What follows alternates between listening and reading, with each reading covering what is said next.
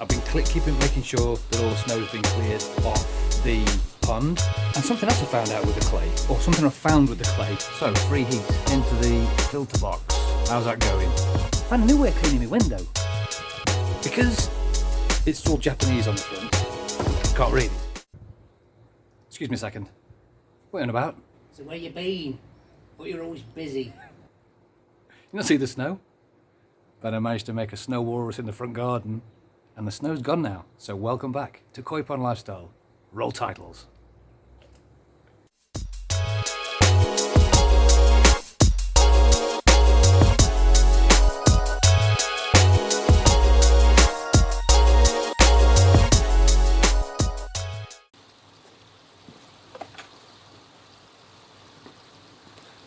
Hey there folks, welcome back. It is me, look. I'll have to go get my eyes tested.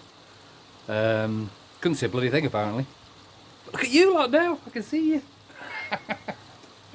Just doing some water testing, been keeping an eye on pH levels. Some people have been telling me because of the snow we've been having and some of the snow melting and going in the pond, it's been affecting their pH levels. So I've been keeping an eye on mine. I thought I'll do a high and a low, and obviously the low is high. So go into the high bracket and it's exactly what it is. Yeah, I'm happy with this. I've been making sure that all the snow's been cleared off the pond and off the covers. So I don't want to keep any snow on there. I know some people have said, yeah, it's good for insulation, but when it starts melting and starts dropping in the pond, you don't know what's in that snow. So I'd rather keep them clear, rather do my own water changes rather than letting nature do it. And I know ponds, natural ponds get it. It's just a bit of a minefield. Look at it. Cold is it? How cold is it up near you at the moment? -3 today. -3. Pond. It's been hovering at 3.6. So I've got some updates for you today. First update is clay. Do you need to use clay over winter? We'll look at that in a minute. The other thing we'll look at is my free heat. How's that going? Has it worked? We'll have a look at that as well. So let's get this water test put away because I'm happy with this, and then I'll update on some stuff. Okay, so we're going to start with clay. A few videos ago I said that I've been watching people using clay throughout winter. Is it worth it? Is it cost effective? Is it money well spent?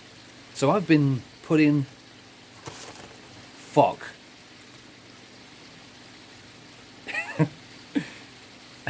sorry, every time into the pond on a regular basis. Started up with every couple of weeks, and then I went to every 3 weeks because I was getting feedback off everybody off the forums, and I don't know what to tell you. Well, I do know what to tell you, that I can't see anything different. Let's go through what this clay's supposed to do, and let's see how we can justify spending on clay into the pond over winter. It's supposed to reduce your nitrate levels. Okay, well I'm not feeding in the pond anyway, so I don't have any nitrate levels, so no need for clay. Blanket weed. Now, I have been seeing some people's blanket weed growing in their pond over winter. So, for those with the blanket weed, maybe. It doesn't get rid of it, it only helps reduce it, or helps it not form, I think. But I say I've not used it for that myself, so I don't know. So maybe for them. But again, I've got no blanket weed, so I don't need it for that. So again, that's something else I don't need. Water clarity. Again, there's no, my fish aren't pooing. There's no waste going in the pond. There's no sun on the pond to create algae. Okay, my UV is still off. UV's been off for donkeys now. So I don't need it for that either. So I don't need clay for that. The pink stuff in phoque clay, I don't think other clays have this, but in phoque clay you have like a pink additive. It's an additive they put in, and it gets rid of, and it has been proved, this one as well, because there was somebody on the channel had tested this, is it gets rid of the egg sacs for the fly larvae that sit in your pipes and reduce the size of your pipes down and cause you problems. Don't have them this time of year, so don't need clay. Replacing minerals. Now then, replacing minerals. How the heck do I test for that? Maybe it is. I don't know. The fish are looking quite healthy. We'll have a look at the fish in a minute or two. Maybe it is, but I can't test for that. So I can't come on here and say, yeah, but it doesn't do the minerals, because I can't test for that. Unless you know different, And comment below if you know there's some way of me testing the minerals that this clay is supposed to put into the pond, then I'm all ears. But I can't test for minerals, so overall, do I need to be putting clay in the pond? Or are people just doing it because they can afford it? Or because they've just been told you can? And again, I don't think it'd harm your pond putting it in. I really don't. But is it a, can I use those words? Waste of money. Decide for yourselves. You know, I've just done the test and reported back. So for me, I am not going to put any more clay.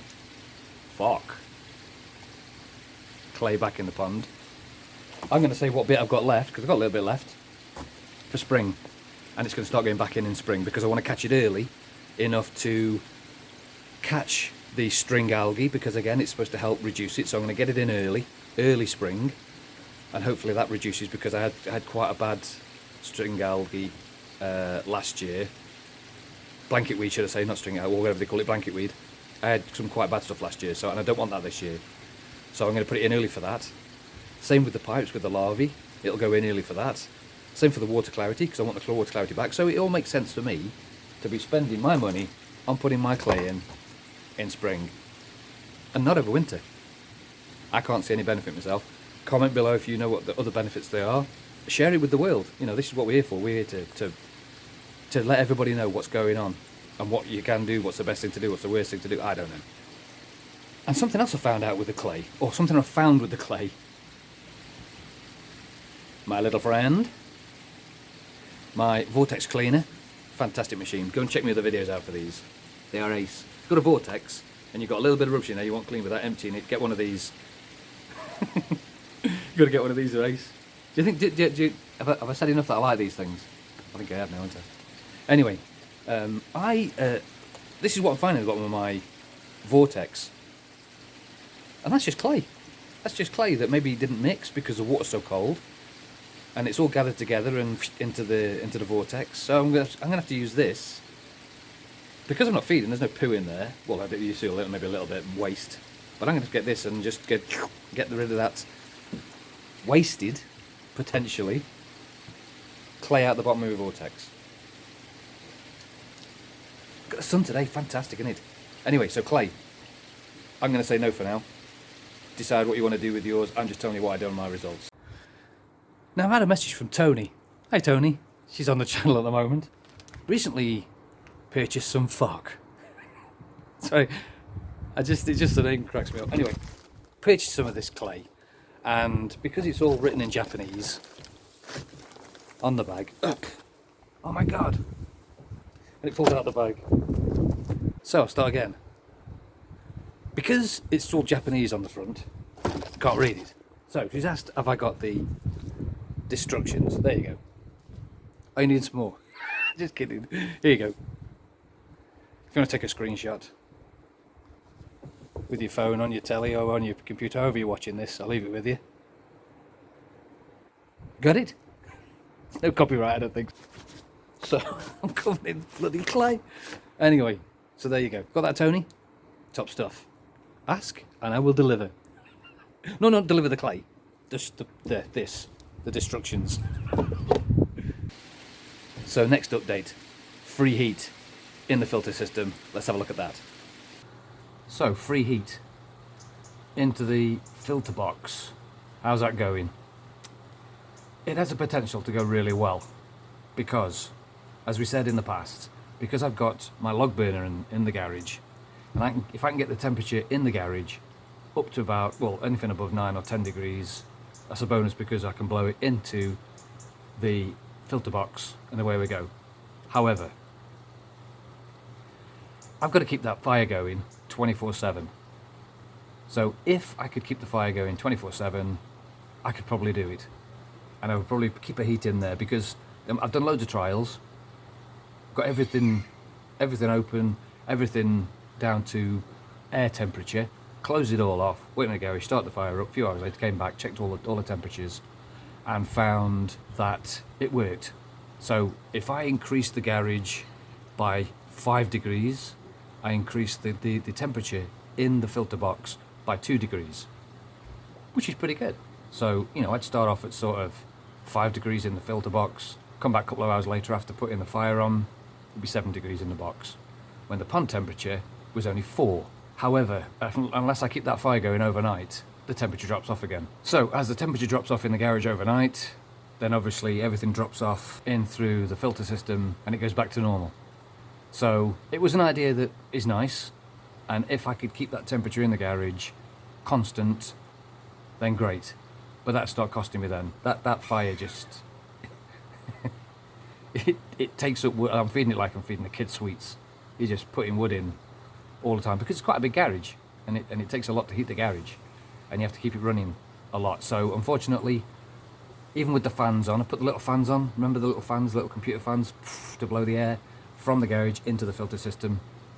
Yeah, they worked because they were helping bring the heat out of the garage and put it into the filter box. But again, you got to run it 24/7. I can't do that. So it'd be nice. But what I am going to do, because I've got everything installed now, I'm not going to take it out. I'm going to keep it there because if we have some really, really cold nights, I'm just going to kick the fire in before I go to bed, or at night time, or in the evening, or whenever, and then just use that heat to try to maintain in there, because I'm watching the Facebook sites and I'm watching YouTube sites, and at the moment, because the temperature is going so cold at the moment, that a lot of people's pipes are starting to freeze, so everything's lagged that needs lagging. But if I can just put that little bit more heat in to stop it freezing, then that's great. So I should just be doing that overnight time. So unfortunately, we're gonna have to knock that one. Again, no knock to tried it. We tried it. We're gonna have to knock it, but it might come in handy every now and again. So that's update on the free heat. Okay, another update for you. KK1000. I'm seeing a lot of people using K1 or the small media stuff that I put in last time. KK1000. Just so excited for when this starts maturing, it starts doing what it's supposed to do. The media containment system. Oh, looking good and working well. Look at this. If I just pan you down a little bit. It gets to the top here. I was hoping the piece was going to drop while we were filming this, but I don't think it's going to. But yeah, it almost gets up, and then drops back down. If I sort of push it up by hand, if you can see, if I push it up by hand, look at that, it just teeters on the edge, and then drops in. Fantastic. And again, I'm told, I'll just knock it all back down. Again, I'm told that once this stuff starts to mature, it'll sort itself out anyway, and it'll start settling down, and I'll get the air blowing in it, because I've still got these dead bits here, and here. So every now and again I can just come along and help it along a little bit. But yeah, none has landed in here. However, look where I found some the other day. In the blooming washing machine.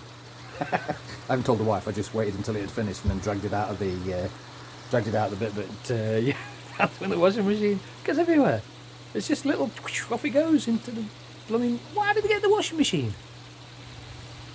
Anyway, let's have a quick look at the fish. Right, just while waiting for the fish to come to the window, because they'll be here in a minute, if I just give them a call. Probably think he's been feeding. Found a new way of cleaning my window. A lot of people are asking, how do you clean these windows? And I used to say, it's a bit of a sponge pinched out of the kitchen, just clean all the chemicals off it, and then clean the inside with it. But water's at 3 degrees, so don't be putting my hand in for doing that. So, come up with another way of doing it. The squeegee that I used to do the outside of the window when the window's wet does the inside as well.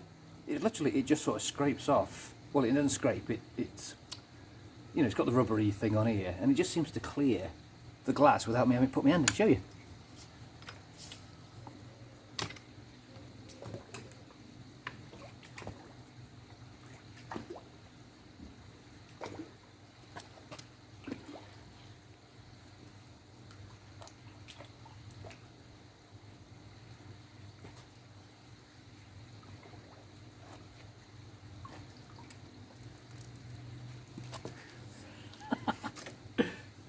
And it literally takes that long. It's 30 seconds.